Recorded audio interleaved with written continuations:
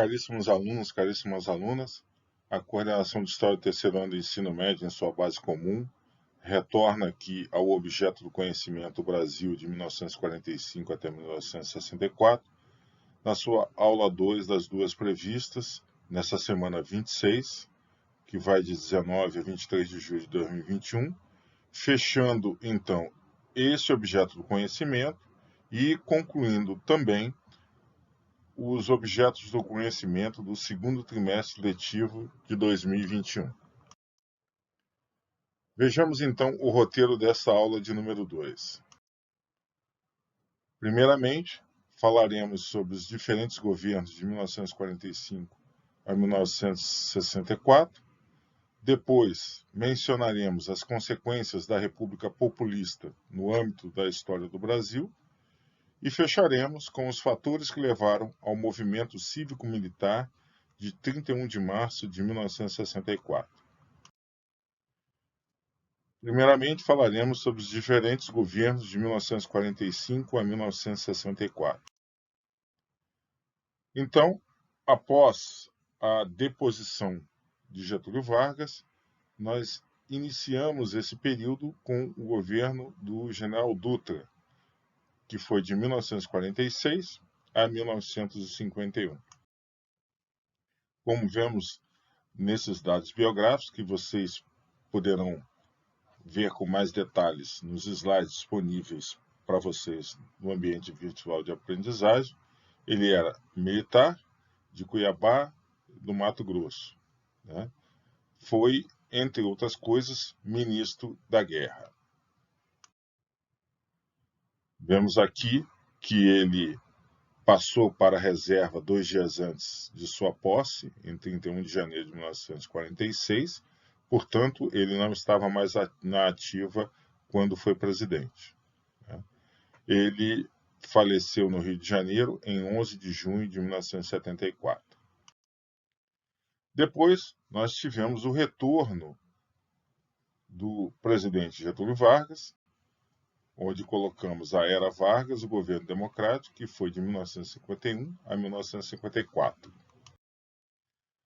Na biografia, colocamos que em 3 de outubro de 1950, Getúlio Vargas foi reeleito presidente, passando a governar um país que contava com 53 milhões de habitantes.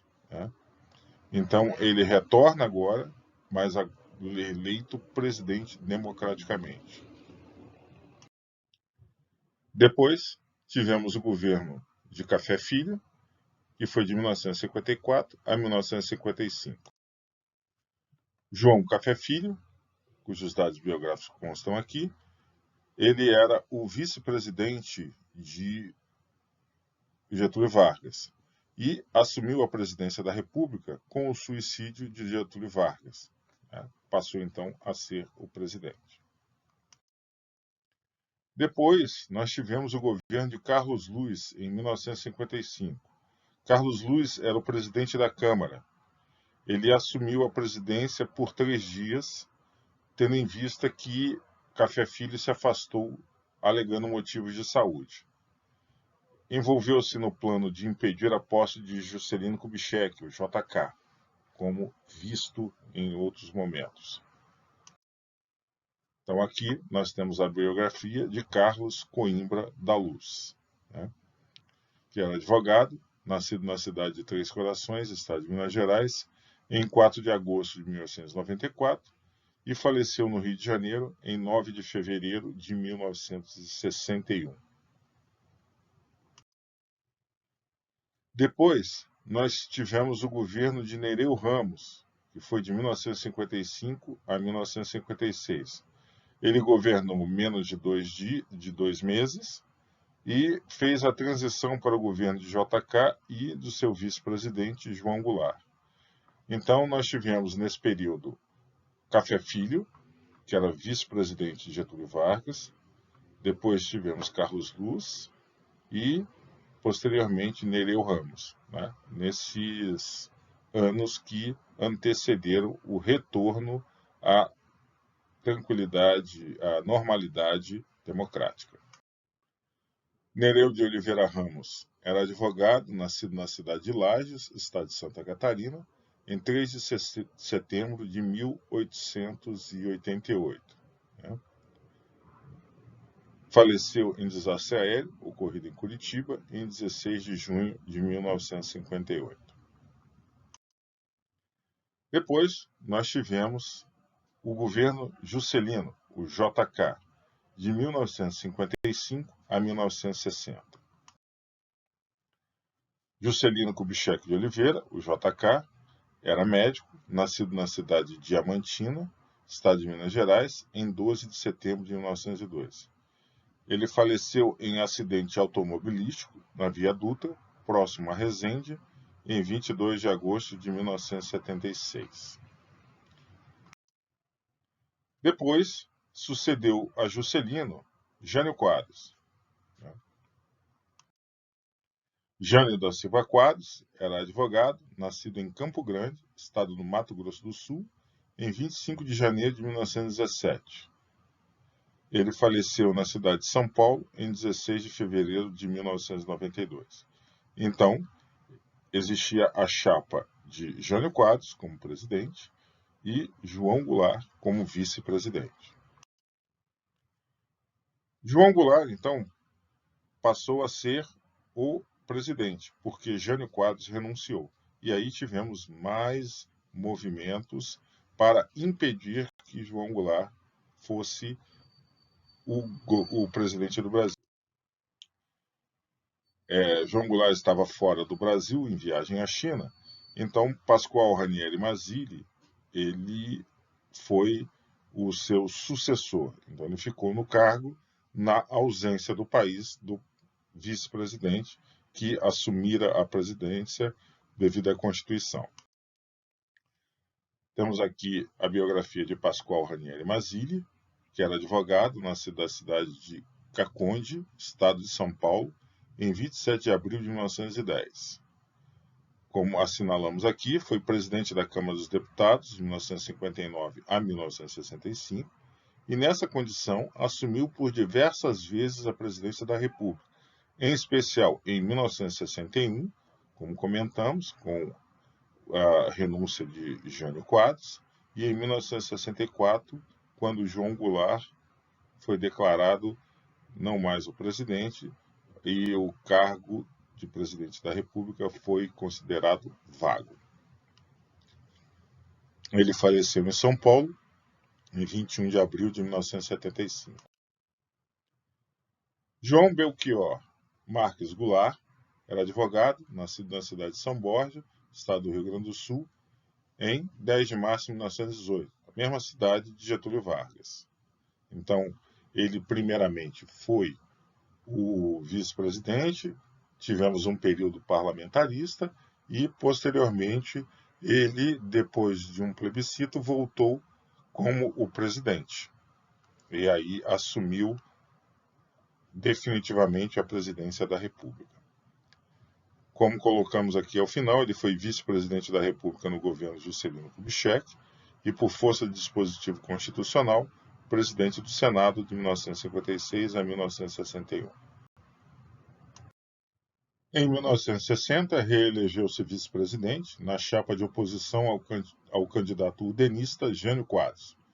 Com a renúncia de Jânio Quadros em agosto de 1961, João Goulart, ou Jango, como era conhecido, foi empossado na presidência da República em 7 de setembro, após a aprovação pelo Congresso da emenda constitucional que instaurou o regime parlamentarista de governo. Em janeiro de 1963, com a realização do plebiscito que decidiu pela volta do regime presidencialista, Goulart assumiu plenamente os poderes de presidente. Deposto pelo golpe militar de 1964, exilou-se no Uruguai. Faleceu no exílio, no município argentino de Mercedes, em 6 de dezembro de 1976. Passamos agora para as consequências da República Populista no âmbito da história do Brasil. Lembramos, então, inicialmente, que esta parte foi retirada da fonte aqui colocada, né, Brasil Escola. O regime liberal populista. Em 1945, A queda de Getúlio Vargas foi seguida pela reestruturação do regime democrático no Brasil. Naquele mesmo ano, os cidadãos brasileiros voltaram às urnas para escolherem o seu próximo presidente. No entanto, as grandes transformações sociais e econômicas vividas na América Latina a partir da década de 1930 trouxeram à tona uma diversidade de movimentos políticos e ideologias que ocasionaram maiores tensões ao cenário político brasileiro. O nacionalismo, os partidos comunistas, os grupos liberais fizeram do jogo político nacional uma delicada teia de interesses e alianças.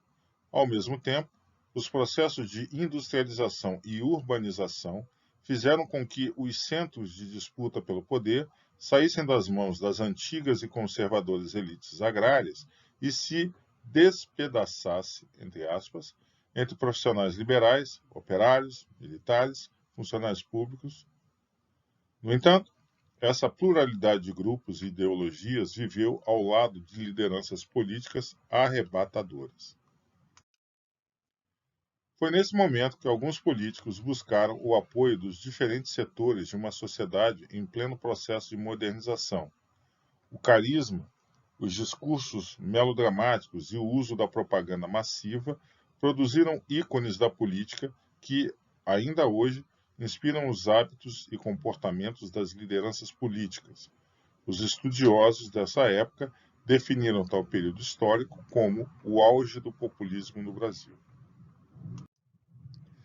Sob o aspecto teórico, o governante populista fundamentava seu discurso em projetos de inclusão social que, em sua aparência, legitimavam a crença na construção de uma nação promissora.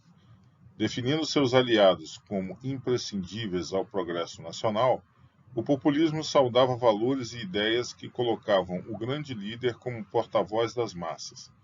Suas ações não mais demonstravam sua natureza individual, mas transformavam-no em homem do progresso, defensor da nação ou representante do povo. Construía-se a imagem do indivíduo que desaparecia em prol de causas coletivas.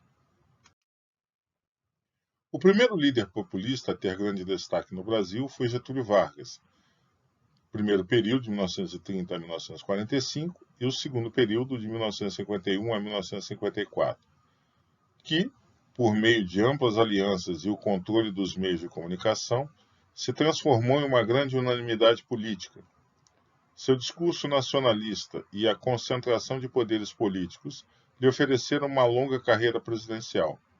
Como exemplo da pluralidade de ideias desse período, podemos notar que Vargas conseguia, ao mesmo tempo, ser considerado o pai dos pobres e a mãe dos ricos. Esses slogans expressavam com clareza como um apelo popular tornou-se um instrumento indispensável para a construção de uma promissora carreira política. Jânio Quadros, 1961, durante sua campanha presidencial, abraçava desconhecidos e comia com seus eleitores. Chegando ao poder, elegeu a vassoura como um símbolo de um governo que varreria a corrupção do país. Suas medidas oficiais causavam muita polêmica. Moralista, Jânio Quadros proibiu as linhas de galo e o uso de biquíni em desfiles de moda. Ao renunciar, alegou a presença de forças terríveis que ameaçaram seu mandato. Outro famoso governo populista foi o de Juscelino Kubitschek, de 1956 a 1961.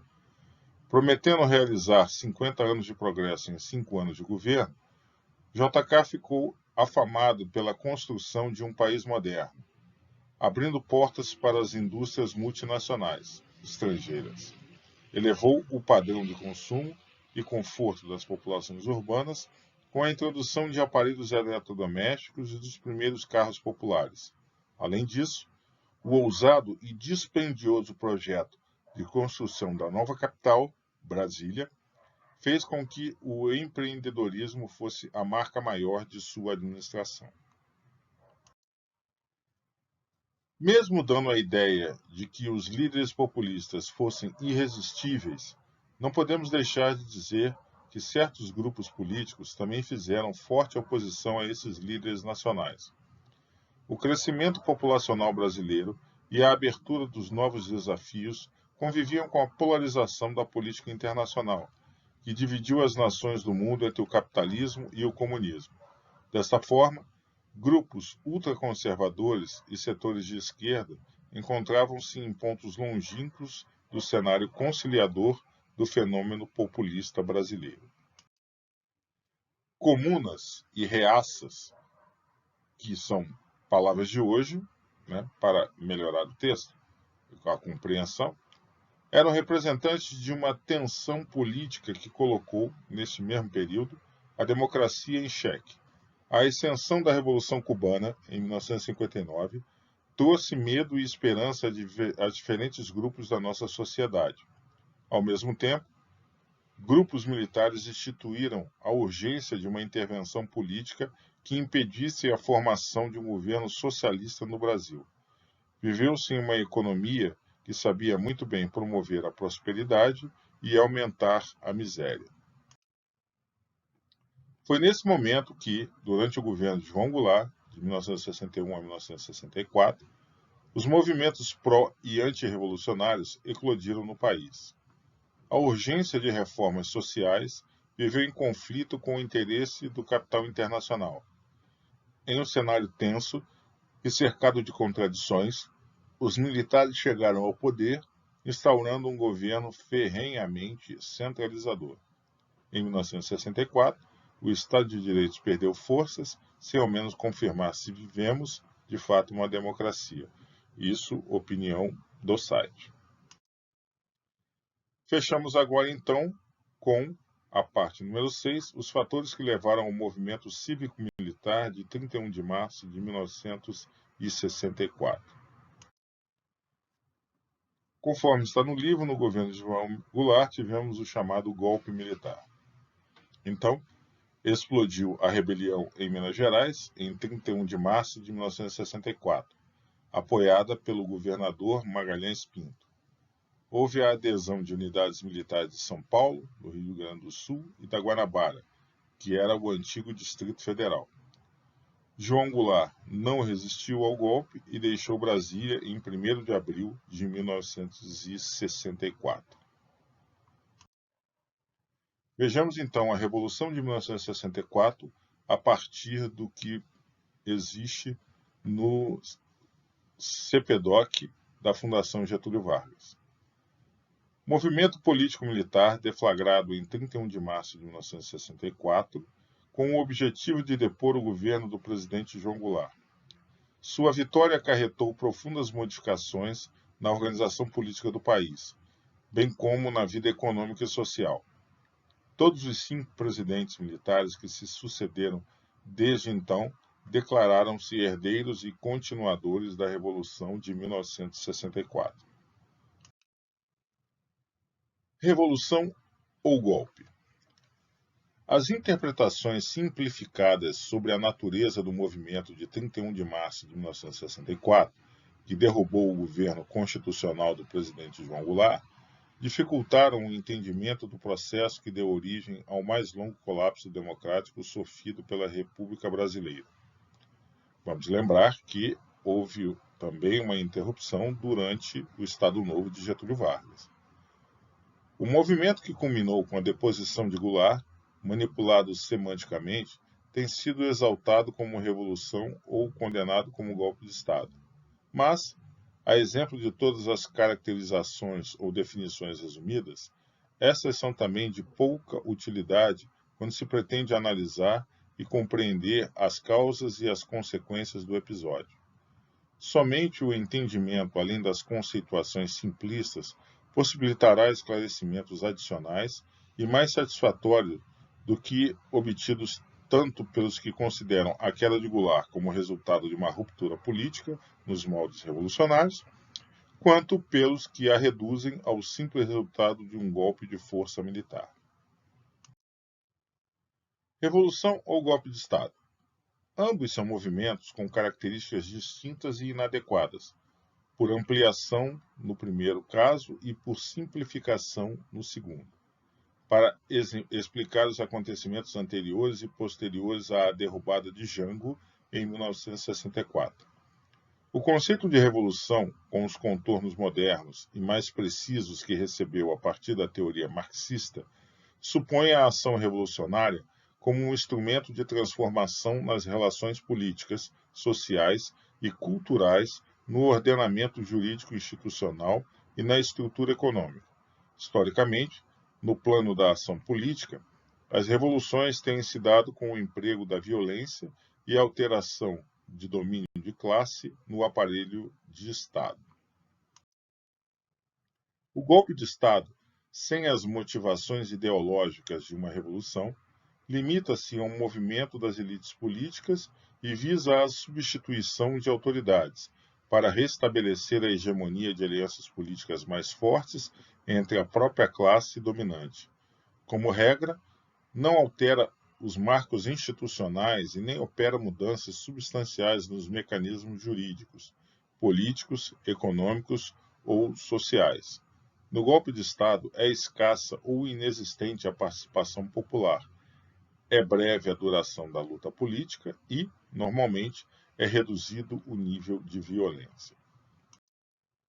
O processo ocorrido no Brasil em 1964, diverso desses dois modelos, trouxe características próprias, como, por exemplo, a alteração no papel de poder moderador exercido até então pelos militares na política brasileira.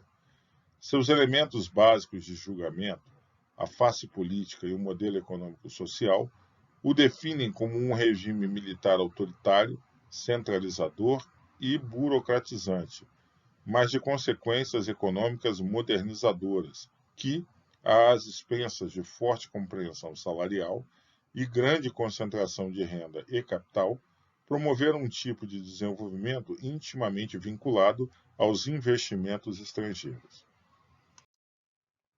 Analisado pela superfície da crise político-institucional, 1964 identificou-se como um movimento político-militar conservador, em oposição às reformas de base nacional populista e à participação política de setores populares, tradicionalmente excluídos do pacto de poder. Enquanto expressão de interesse de classes, com expressiva mobilização dos grupos dirigentes e respaldo das classes médias, caracterizou-se pela rearticulação política do empresariado nacional, ligado ao capitalismo internacional, correspondendo internamente ao extrato moderno da burguesia industrial. De importância maior que um simples acidente no processo político brasileiro, o movimento de 31 de março de 1964 ficou, pela sua natureza, tão distante de uma revolução quanto de um golpe de Estado. As Forças Armadas, a nova doutrina e a conjuntura militar. Até a eclosão do movimento de março de 1964, o papel exercido pelos militares brasileiros era o de poder moderador, entre aspas, uma alternativa republicana à função similar desempenhada pelo imperador ao tempo da monarquia.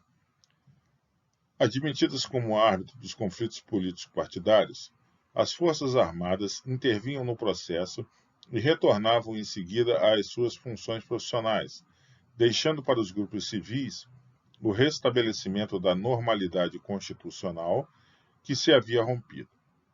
Enquanto instituição profissional, os militares estavam imbuídos de um espírito de guardiães da Constituição, a favor da qual supunham agir, respaldados num consentimento social implícito, ante qualquer ameaça que julgassem danosa à sociedade e à ordem legal. Em um estudo encomendado pelo Departamento de Estado norte-americano, na década de 1970, sobre os militares brasileiros, o historiador Alfred Stephen, da Universidade de Yale, elaborou um esboço dos princípios que pareciam nortear esse comportamento de tutoria dos militares. Analisando o fenômeno a partir do ponto de vista interno da instituição, ele concluiu que duas atitudes reforçavam o conceito clássico do papel exercido pelas Forças Armadas: a confiança na habilidade dos civis para governar e, paralelamente, a pouca confiança na sua própria aptidão política. O que os teria levado, em 1964, a superar esses limites de ação política para exercer o controle efetivo do aparelho de Estado? Fundamentalmente, esta resposta pode ser encontrada na Doutrina Política Nacional de Segurança e Desenvolvimento, elaborada na Escola Superior de Guerra, em trabalho conjunto com as elites políticas e econômicas. Criada em 1948 por um grupo de militares que frequentou os War College nos Estados Unidos, a Escola Superior de Guerra, a ESG, adaptou o modelo norte-americano a um novo figurino. O regulamento da ESG, em 1963, explicava que seu programa de estudo se propunha a preparar civis e militares para desempenhar funções executivas ou de assessoria, especialmente nos órgãos de segurança nacional. A elasticidade do conceito de segurança nacional franqueava o acesso a todos os escalões da administração e os novos quadros militares, confiantes na sua capacidade de decisão e desempenho de funções executivas, introduziram uma moderna concepção para racionalizar a ação política do Estado. As aspas são do autor. O traço peculiar dessa doutrina esguiana, ou seja, da Escola Superior de Guerra, era a fusão do desenvolvimento ao conceito de segurança, ao ponto de ser impossível tratá-los, no nível político, como fenômenos independentes. A teoria, reduzida na prática aos dois termos segurança e desenvolvimento, corporificou-se na Constituição Federal e ramificou-se nas leis e decretos-leis e outras decisões legais em vigor a partir de 31 de março de 1964. Se este conceito foi básico na alteração do papel das Forças Armadas, restava aos militares superar, na prática, a tradição democrática que reservava aos civis o exercício do poder. Esta grande mudança se deu num espaço de tempo relativamente curto, mais precisamente entre a decisão legalista da maioria de acatar a posse de João Goulart em 1961 e a reação, também majoritária, visando a sua deposição em 1964. A situação conjuntural favoreceu a formação de um sentimento oposicionista nos meios militares. Embora os oficiais tradicionalistas radicais tivessem continuado o proselitismo contra Goulart, mesmo depois do fiasco do golpe de agosto de 1961, 4 episódios tiveram consequência direta para atiçar o ânimo insurrecional nos quartéis. O atrito entre o deputado Leonel Brizola e o general Antônio Carlos Muricy, a revolta dos sargentos, a rebelião dos marinheiros e a reunião no Automóvel Clube. Vemos aqui algumas imagens icônicas daquele período. Então aqui, a famosa Marcha da Família com Deus pela Liberdade, que ocorreu em São Paulo. Vemos aqui mais uma foto dessa marcha, famosa e que consta nos livros de história. E, mais uma vez, a mesma marcha. Fechando, após esse movimento que se iniciou em Minas Gerais, vemos Magalhães Pinto no Ministério da Guerra e vemos à nossa direita o general Mourão, que desceu para o Rio de Janeiro, antecipando aí os movimentos para a derrubada de João Goulart. Passemos então à nossa conclusão. A continuidade democrática, após o suicídio de Vargas, trouxe a esperança da consolidação do país com os anos JK. No entanto, a turbulência política continuou com a renúncia de Jânio Quadros, os problemas da posse de João Goulart, sua guinada para políticas populistas e a forte oposição ao seu governo. No final, no dilema do caminho de exceção que o país tomaria, o movimento político-militar encerrou o governo Jango e levou o Marechal Castelo Branco, herói da FEB, ao poder. Caríssimos alunos e alunas, então nós concluímos aqui o nosso objeto conhecimento Brasil de 1945 até 1964. Como já lembrei, a aula que fecha esse objeto conhecimento e que também fecha o conteúdo do nosso segundo trimestre, fechando também o nosso conteúdo para a nossa avaliação de número 6, que ocorrerá no mês de agosto. Caso tenham dúvidas, coloquem no nosso fórum, no ambiente virtual de aprendizagem, que está lá para isso. Muito obrigado e até a próxima aula.